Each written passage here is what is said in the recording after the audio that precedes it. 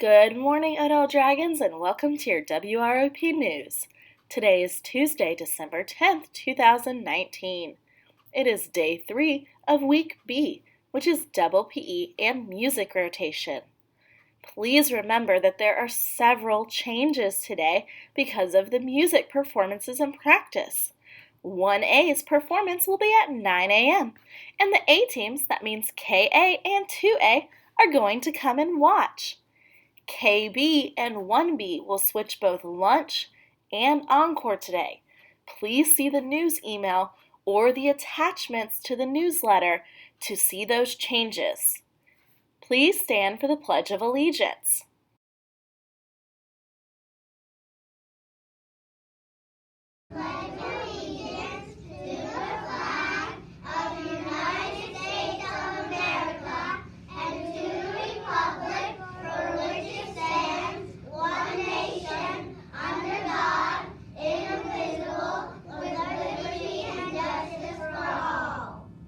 Your weather for today is a high of 65 degrees with rainy skies. There's an 80% chance of rain throughout the day today.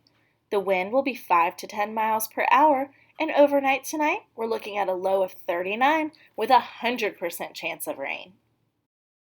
Your lunch menu for today is chicken nachos, baked spaghetti, wrap or salad, mixed Cali veggies, baby carrots, peaches, and fresh fruit. Have a great lunch. And now it's time for Tuesday Trivia. Did you know that today is Dewey Decimal System Day? So here's your question for this week. What place in the school uses the Dewey Decimal System? There's a person that has taught you about this system, but see if you can remember who that person is and what that place is.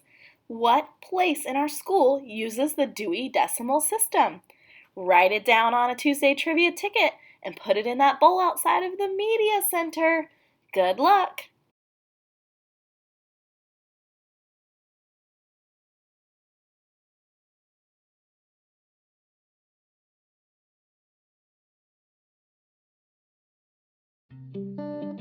I was 13 when I first got access to a computer. My parents bought me a Macintosh in 1984 when I was 8 years old. I was in 6th grade. I learned to code in college. Freshman year, first semester, intro to computer science. I wrote a program to play tic-tac-toe. I think it was pretty humble beginnings. I think the first program I wrote asked things like, what's your favorite color? Or how old are you? I first learned how to make a green circle and a red square appear on the screen. The first time I actually had something come up and say, hello world, and I made a computer do that. It was just astonishing. Learning how to program didn't start off as wanting to learn all of computer science or trying to master this discipline or anything like that. It just started off because I wanted to do this one simple thing. I wanted to make something that was fun for myself and my sisters. And I wrote this little program and then basically just add a little bit to it. And then when I needed to learn something new, I looked it up either in a book or on the internet and then added a little bit to it. It's really not unlike kind of playing an instrument or something or playing a sport. It starts out being very intimidating, but you kind of get the hang of it over time.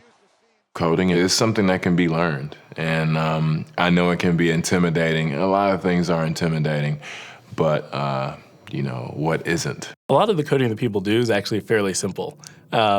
It's more about the process of breaking down problems than sort of coming up with complicated algorithms as people traditionally think about it. You don't have to be a genius to know how to code. You need to be determined. Addition, subtraction, that's about it. You should probably know your multiplication tables. You don't have to be a genius to code. Do you have to be a genius to read? Even if you want to become a race car driver or play baseball or build a house, all of these things have been turned upside down by software. What it is computers are everywhere. You want to work in agriculture? Do you want to work in entertainment? Do you want to work in manufacturing? It's just all over.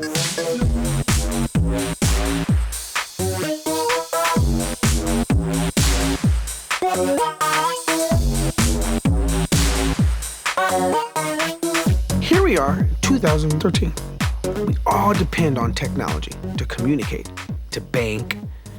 Information and none of us know how to read and write code.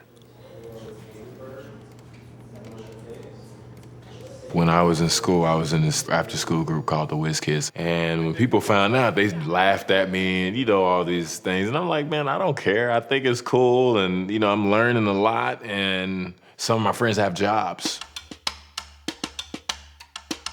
Our policy is literally to hire as many talented engineers as we can find. The whole limit in the system is just that there just aren't enough people who are trained and have these skills today. To get the very best people, we try to make the office as awesome as possible.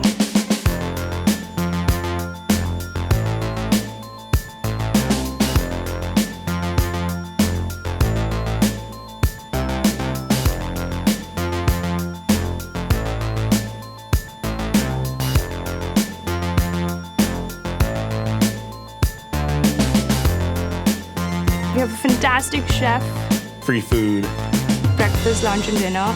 free laundry.